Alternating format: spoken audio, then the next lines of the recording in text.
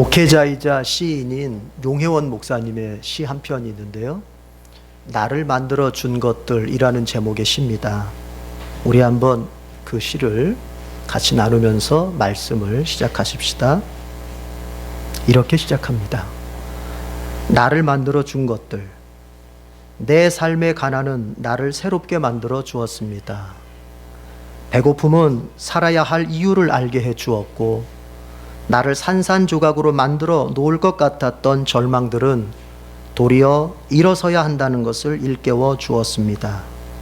힘들고 어려웠던 순간들 때문에 떨어지는 굵은 눈망울을 주먹으로 닦으며 내일을 향해 최선을 다하며 살아야겠다는 다짐을 했을 때 용기가 가슴속에서 솟아났습니다. 내 삶을 바라보며 환호하고 기뻐할 수 있는 순간들은 고난을 이겨냈을 때 만들어졌습니다. 삶의 진정한 기쁨을 알게 되었습니다. 이런 시인데요. 시인의 고백이 드러나 있죠.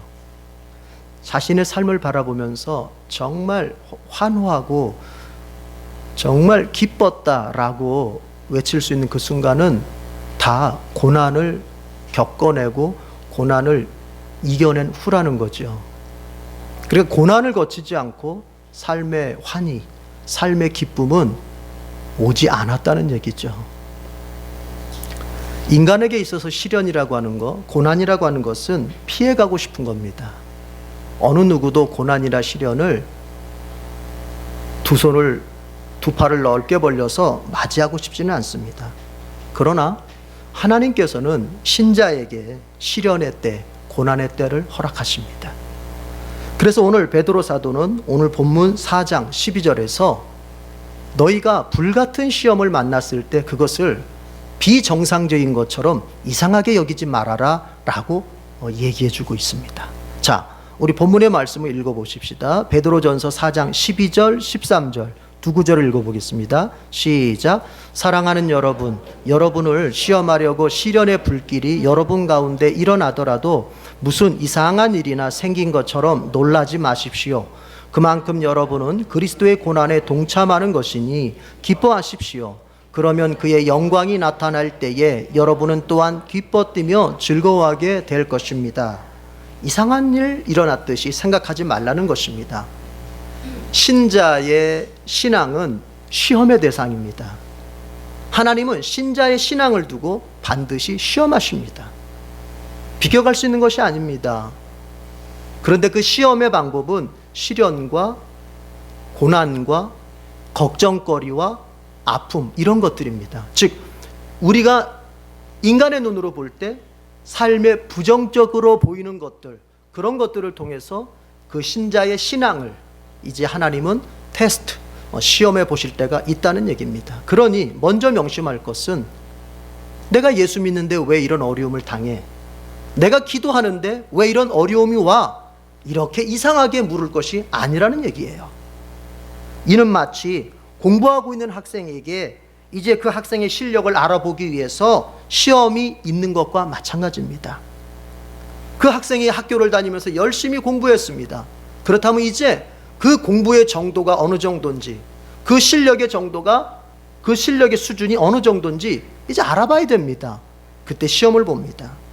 이때 만약 학생이 공부하는 일에 성실하게 임하며 준비했다면, 공부를 철저히 준비했다면, 바꿔 말하면 교과서의 내용을 다 이해하고 그리고 그 이해한 내용을 적용할 수 있는 능력을 길러서 어떤 문제가 나오든지 해결의 능력을 갖추고 있다면 그 시험은 문제가 되지 않을 것입니다. 그러나 만약 이와 반대로 그 학생이 공부하는 일에 게으르고 공부하는 일에 나태했다면 그에게 찾아온 시험은 감당하기 어려운 것이고 그 시험은 두려운 일이고 아마도 짜증만 일으키는 그런 시험이 될 것입니다. 신자의 입장도 이와 다르지 않습니다. 우리가 신앙생활을 해가고 있는 이것은 반드시 우리의 현실의 어떤 삶의 상황을 통해서 시험이 됩니다. 그간 그 신자가 말씀을 읽어서 하나님의 뜻을 정확하게 이해하는 일에 성실했고, 또 성령을 통한 기도 속에서 하나님과 교제하는 일에 성실했고, 하나님의 말씀을 따라서 순종하는 삶을 연습하는 일에 성실했다면 그 신자에게 찾아온 시험은 넉넉히 감당할 수 있는 것이 될 것입니다. 그러나 만약 이 신자가 이렇게 말씀과 기도와 순종하는 것에 불성실했다면 그는 그 시험으로 말미암아 크게 낙담하게 되고 큰 두려움을 경험하게 될 것입니다. 그렇더라도 포기하라는 말은 아닙니다.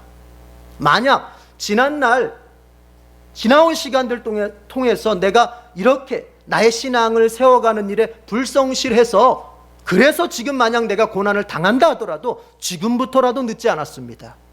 지금부터라도 다시 하나님의 말씀을 읽으며 하나님이 어떤 뜻을 가지고 계신지 이해하고, 그리고 기도를 통해서 내가 성령의 능력을 받고 어찌됐든 하나님이 원하시는 길로 갈 것을 내가 순종함으로 선택한다면 늦었더라도 하나님은 다시 역사에서 이기게 하실 것입니다.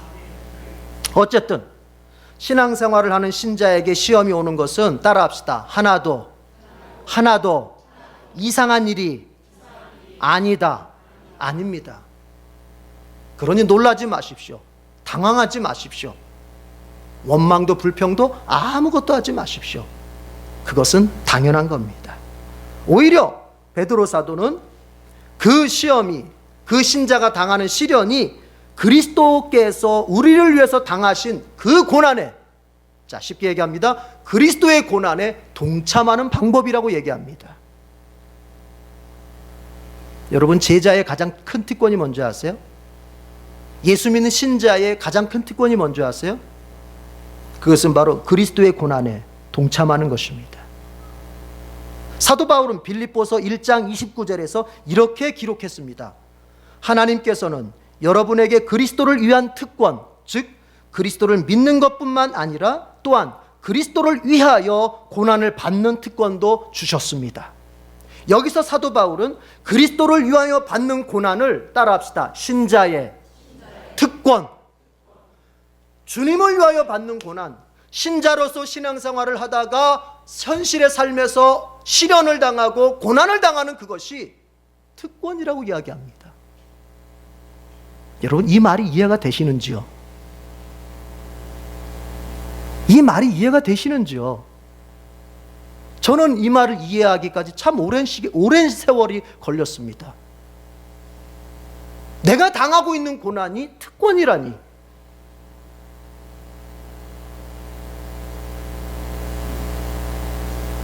여러분, 왜 특권일까요?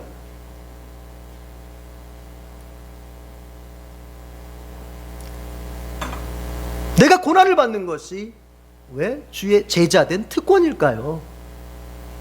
저는 심각했어요. 이 질문이, 이 말 앞에서. 여러분은 어떠신지요? 특권인 이유는 주님께 인정을 받았기 때문입니다. 자, 여러분, 우리가 책임자 입장에 있을 때, 관리자 입장에 있을 때 어떤 임무를 내가 이제 누군가에게 맡겨야 합니다. 그때 그 임무를 누구에게 맡기겠습니까? 자, 제가 목회자입니다. 어떤 사역을 이제 우리 성도들에게 맡겨야 됩니다. 그때 제일 먼저 떠올리고 안심하고 맡길 수 있는 사람은 누구겠습니까? 가장 믿는 사람이죠. 가장 믿는 사람, 신뢰할 수 있는 사람입니다. 이것을 맡겨놔도 잘 감당할 거야. 이걸 맡겨놔도 내가 스트레스 안 받고 신경 쓰지 않아도 잘 완성시킬 거야. 가장 믿는 사람입니다. 주님께서 주님의 사명을 누구에게 맡기실까요? 주님의 사명을 위해서 누구를 부르실까요? 역시 마찬가지입니다. 인격적이시기 때문에 주님께서 믿을 수 있는 사람에게 맡기시는 거예요. 그런데 자, 입장을 바꿔 생각해 봐요. 주님은 그렇게 믿을 수 있는 사람이라고 여겨서 사명을 딱 맡겼지만, 여러분, 사명을 맡은 사람의 입장에서는 그게 뭔지 아세요? 고난이에요, 고난. 임무를 맡은 사람은, 여러분, 임무라고 하는 거, 직장에서 여러분이 사회생활하면서 어떤 임무를 맡아보셨죠? 어떻습니까? 부담스럽습니다. 참 그거 안 맡으면 편한데 부담스럽습니다. 그 임무를 완성하자니 많은 시간을 참 희생할 것들이 많습니다. 고난입니다.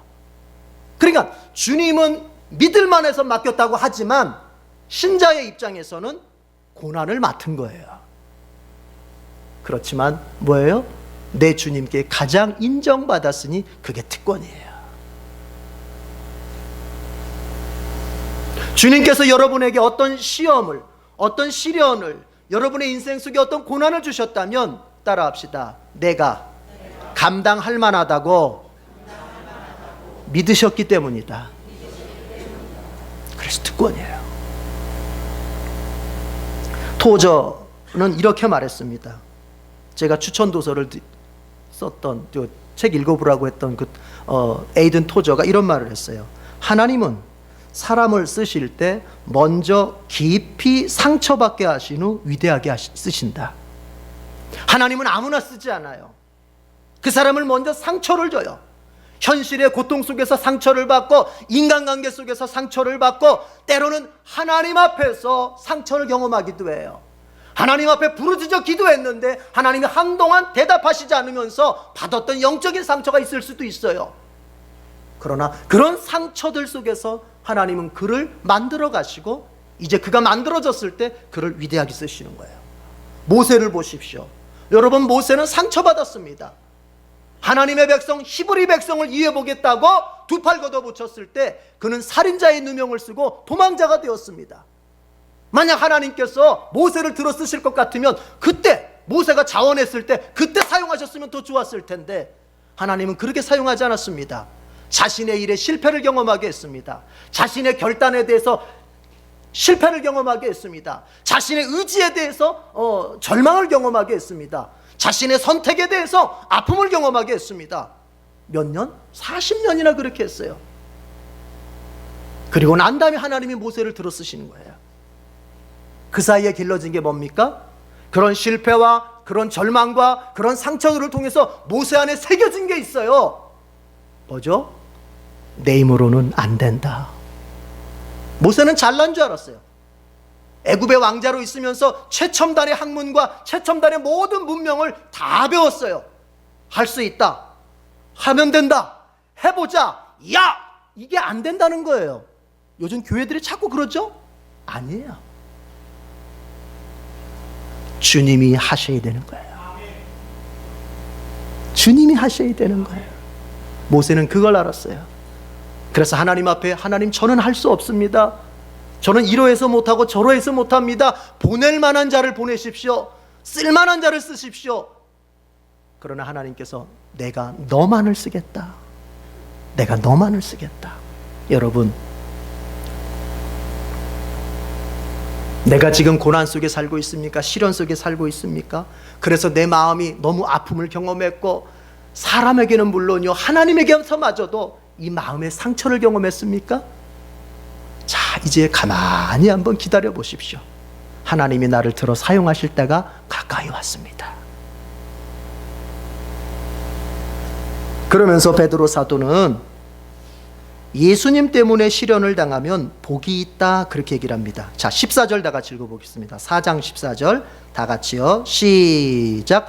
여러분이 그리스도의 이름으로 모욕을 당하면 복이 있습니다. 영광의 영, 곧 하나님의 영이 여러분 위에 머물러 계시기 때문입니다. 그리스도의 이름으로 모욕을 당한다. 인격적인 시련이죠. 그런데 어디 시련이 이런 인격적 시련만 있습니까? 물질적 시련, 관계적 시련 아주 많지요.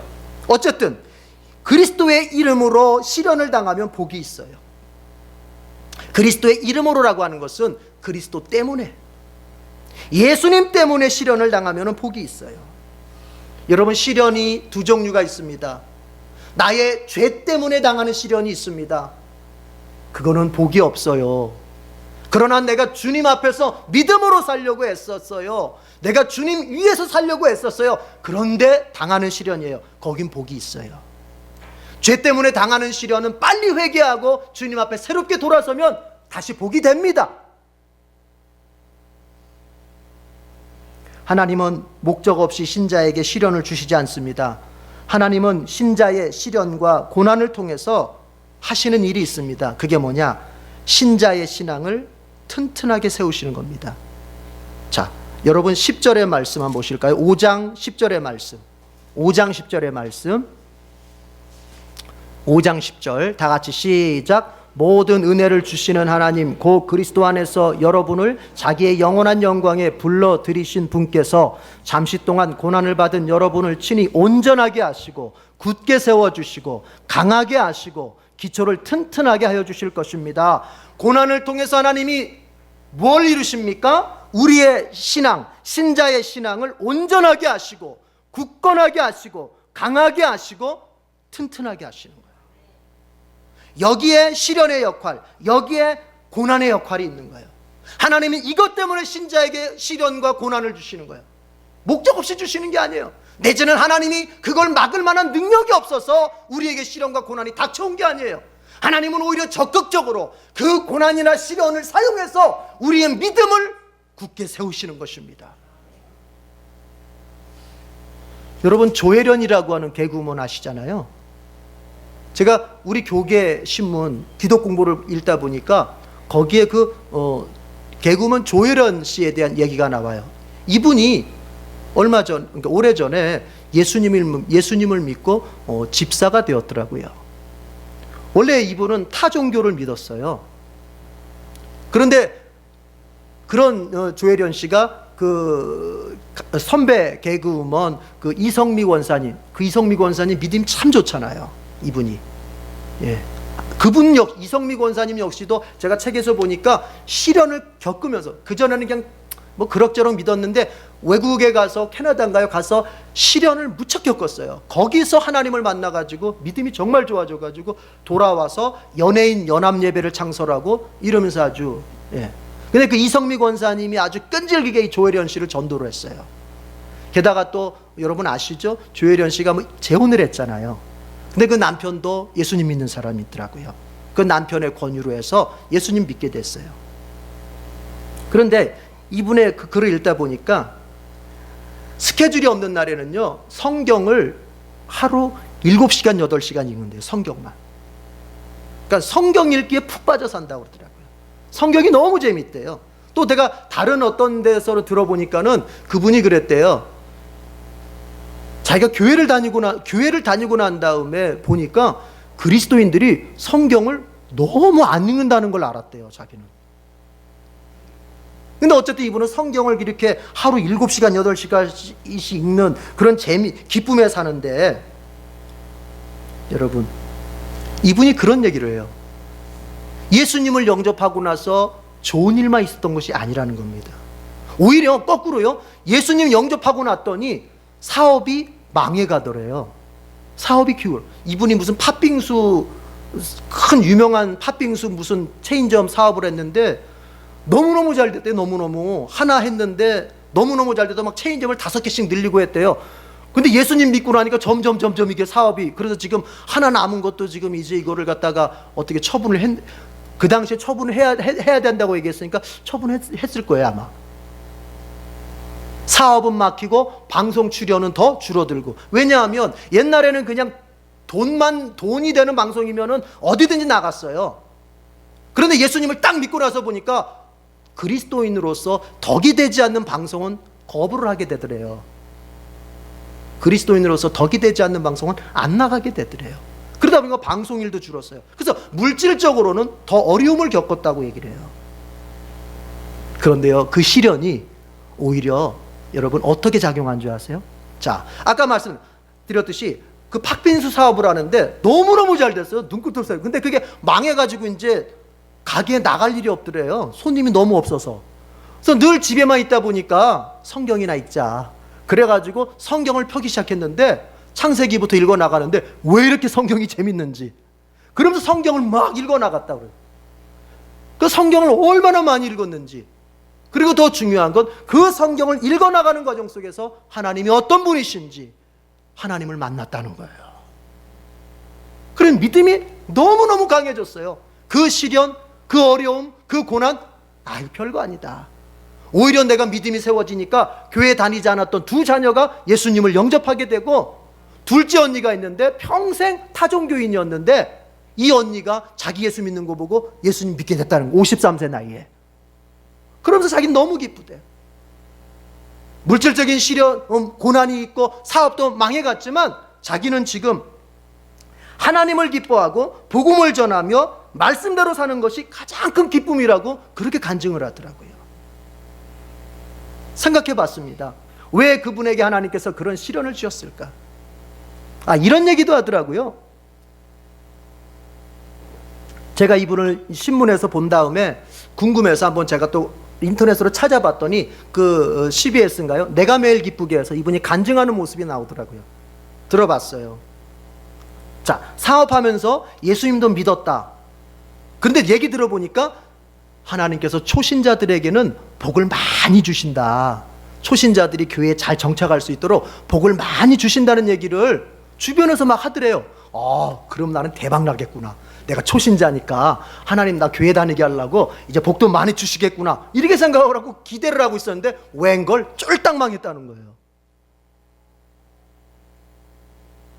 그러니까 말도 참 조심해서 해야 되겠어요. 성경에 근거하지 않은 얘기는 하지 말아야 되겠어요. 쫄딱 망했대요. 그런데 그 시간이 뭐였느냐? 그 시간이 나를 성경으로 인도하시는 시간이었다는 거예요, 하나님께서. 그러고 나서 그 성경을 보기 시작했고 지금까지도 스케줄이 없는 날에는 하루 7시간, 8시간을 성경만 읽는다는 거예요. 이 말씀입니다. 하나님께서 우리의 시련과 우리의 고난을 통해서 하시는 그 목적이 뭐냐? 우리로 하여금 우리의 믿음이 더 온전해지고 굳게 세워지고 강하게 하시고 튼튼하게 하시는 거예요. 여러분에게 시련이 왔습니까? 그것은 기회입니다. 나약하고 게으르고 아주 나태했던 나의 신앙을 하나님 앞으로 나아가게 하고 하나님을 향하여 강하고 굳세고 튼튼하게 세울 수 있는 기회입니다. 하나님께서 그런 복을 주신 거예요. 그래서 여러분, 시련을 당하면 복이 있어요.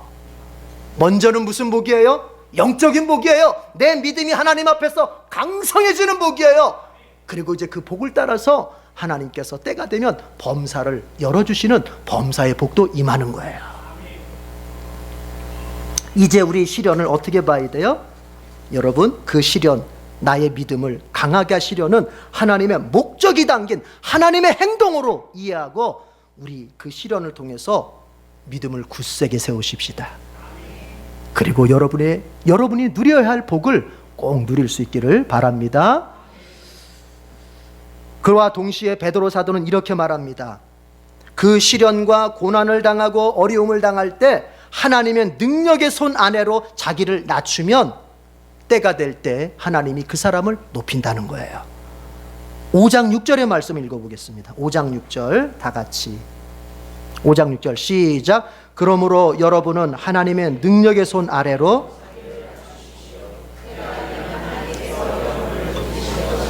아멘. 여러분, 시련을 당할 때, 고난을 당할 때 내가 막 나서서 해야 되려고 하고 내 생각으로 뭔가를 하려고 하고 이런 사람들이 있는데 이건 믿음이 약해요. 내 계획과 내 생각 이전에 하나님의 그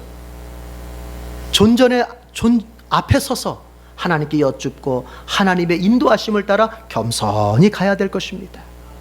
그렇게 자기 자신을 하나님의 능력의 손 아래로 낮추는 것. 여러분, 이 말이 무슨 말이냐면요, 한마디로 말해서 내 욕망대로 하지 말고 하나님의 뜻대로 하라는 얘기예요. 그게 하나님 앞에서 자기를 낮추는 거예요. 그렇게 할 때 하나님이 드디어 때가 되니까 그 사람을 높이신다는 얘기예요. 우리 안수 집사님 중에 한 분이 그런 분이 있어요. 제가 제자 훈련하면서 우리 그때 이제 안수 집사님들 데리고 같이 제자 훈련하면서 이런 얘기까지 들었어요. 목사님, 꼭 이렇게까지 예수 믿어야 돼요?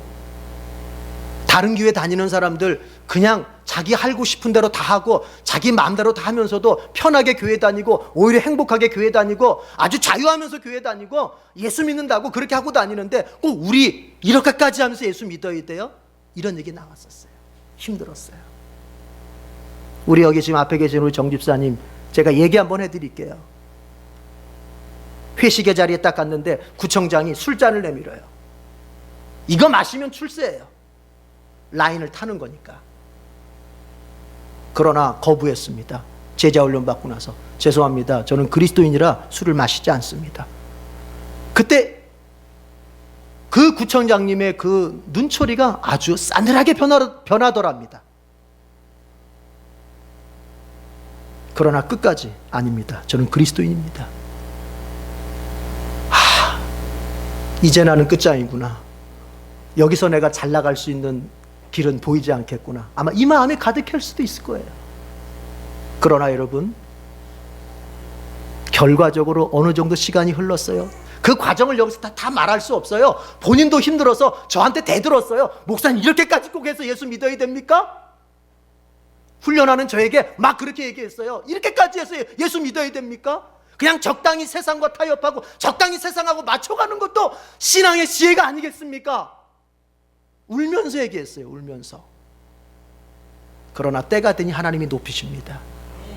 여러분, 정집사님으로 하여금 이제 어느 팀에 들어갔는데 그 구에서 제일 큰 행사가 4.19 행사입니다. 그 4.19 행사를 딱 맡았습니다. 그걸 아주 그냥 주님 앞에 기도하면서 열심히 준비했어요. 그 4.19 행사가 아주 성공적으로 잘 맞춰졌습니다. 그러니까는 그냥 높은 사람들도 그렇고 동료들도 그렇고 정아무개 하면 다 알아야지. 영향력이 커졌어요. 만약에 업무가 조금 어려우면 와서 이렇게 이거 어떻게 해야 됩니까? 물어보기도 해요. 제가 지금 사람 하나를 영광스럽게 하려고 하는 게 아닙니다.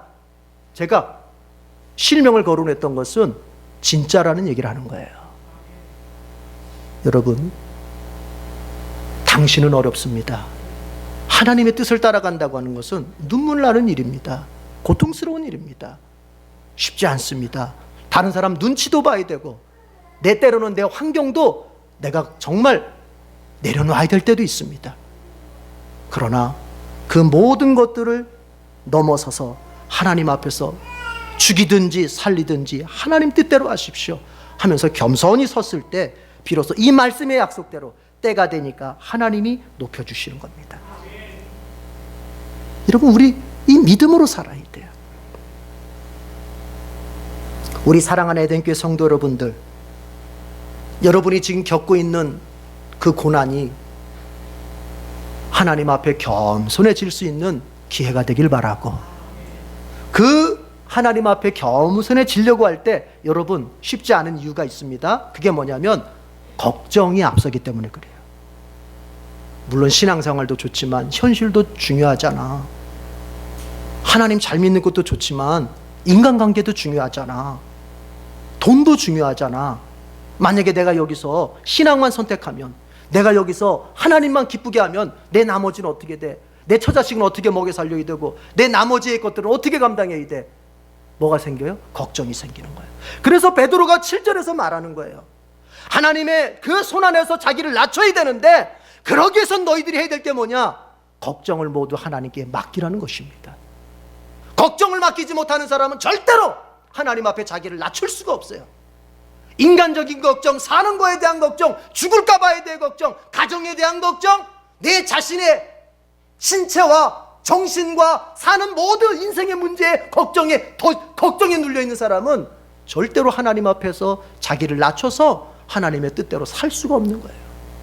그러니 하나님 앞에서 겸손해지기 위해서 먼저 감당해야 될 것은 뭐냐? 여러분이 하고 있는, 여러분이 예측하고 있는 그 걱정을 하나님께 맡기시기 바랍니다. 사람이 이 예측 지식 때문에 망하는 거예요. 될 수도 있고 안 될 수도 있고, 그럴 수도 있고 안 그럴 수도 있고, 어쩌면 안 그럴 수 있는 확률이 99% 더 큰데도 사람은 아마 내가 지금 여기서 이 선택을 하면 이렇게 되다가 내가 이렇게 망할 거야. 이 예측 지식이 동물에겐 없어요. 동물에겐. 그래서 동물들은 기쁜 거예요. 그리고 바보들에게는 예측 지식이 없어요. 그래서 그들은 항상 행복한 거예요. 그러나 자기가 똑똑하다고 하는 사람들, 자기가 합리적이라고 하는 사람들, 많이 배웠고 많이 안다고 자기가 자기 자신의 이 머리를 확신하는 사람들을 일수록 예측 지식에 빠져서 걱정에 빠져버리는 거예요. 우리는 여러분 끝까지 다 알아서, 인생을 끝까지 다 알아서 사는 사람들이 아닙니다. 우리는 인생이 끝까지 안전하기 때문에 사는 사람들이 아닙니다. 우리는 이스라엘 백성들이 광야에서 매일매일 하나님의 만나를 먹고 매일매일 하나님의 보호를 입어야만 살 수 있었던 것처럼 우리는 하루하루 살아가는 사람들이에요. 하나님이 내려주신 것으로 먹고 하나님이 보호해 주시는 손길로 하루하루를 살아가는 사람들이에요. 걱정을 하나님께 맡기세요. 오늘 먹을 수 있고 오늘 입을 수 있고 오늘 가족들과 함께 머물 수 있는 집이 있었다면 너무 먼 미래를 보면서 두려움에 빠져가지고 야, 내가 나이 먹어가는데 이거 노후 대책을 어떻게 하나. 적당히 하세요. 적당히. 여러분이 노후 대책 누릴 순간에 하나님이 여러분의 영혼을 불러갈 수도 있어요. 대책만 세워놓고 누리지 못하고 하나님이 불러가실 수도 있다고요. 아시겠어요? 좀 적당히 하시라고요. 그리스도인들이 너무 그런 거에다가 제가 또 흥분하네요. 너무 그런 거에다가 마음 뺏기는 게 아니에요. 그럴 마음 있으면 지금 하나님 앞에서 하나님 뜻대로 살고 복음을 전하고 나가서 전도해 보세요. 왜 두려워요? 살고 죽고가 하나님 앞에 있습니다. 현실을 열심히 살지 말라는 말이 아닙니다. 저는 여러분보다 더 열심히 살아요. 여러분보다 잠도 적게 자고 여러분보다 더 열심히 일합니다. 그러나 분명한 것은 우리는 주님의 손 안에 우리의 인생이 있는 거예요.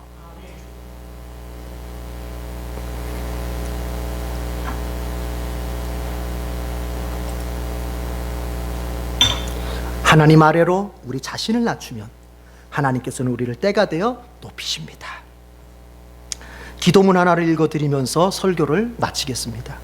13세기에 신학자였던 안셀럼이라고 하는 신학자의 저서 제일 원리, 아주 어려운 저서인데요. 여기에 그 안셀럼의 기도문이 실려 있어요. 이렇게 기도문이 시작됩니다. 나에게 당신을 찾는 법을 가르쳐 주소서. 그리고 내가 당신을 찾을 때 당신을 나에게 드러내 주소서. 왜냐하면 당신이 나를 가르치지 않으면 당신을 찾을 수도 없고 당신 자신이 나에게 드러내 주시지 않으면 당신을 만날 수도 없기 때문입니다. 나로 하여금 사랑 속에서 당신을 찾게 하시고 당신을 찾을 때 당신을 사랑하도록 하소서. 그러면서 이렇게 마무리해요. 이 부분 때문에 읽어드리는 거예요. 나는 믿기 위해서 이해를 추구하지 않고 알기 위해서 믿습니다. 무슨 말입니까? 지금 다 이해가 가지 않습니다. 그러나 먼저 믿습니다. 믿고 나니 이제 하나님이 하신 일이 이해가 됩니다. 여러분, 왜 이런 시련이 나에게 왔는지, 왜 이런 고통이 나에게 왔는지 우리의 지성으로는 이해가 다 되지 않습니다. 그러나 우리는 먼저 믿습니다. 하나님이 선하시다는 것과 그분이 나를 사랑하신다고 하는 것을 먼저 믿습니다. 그러고 봤더니 이제 그 고난의 의미가 이해가 됩니다. 이런 믿음으로 고난 중에서도 승리하는, 그래서 하나님이 때가 되어 여러분을 높여주시는 그런 복된 성도들이 되기를 바랍니다. 기도하겠습니다. 하나님 아버지, 신자된 우리가 주를 위하여 고난을 받고 현실 속에서 어려움 당할 때 그것이 특권임을 깨닫게 하시고, 이제 고난받는 중에서도 겸손히 하나님의 그 인도하심 앞에 우리가 서서 따라갈 때 때가 되어 우리를 높이신다고 하는 그 약속에 믿음을 갖게 해 주시옵소서.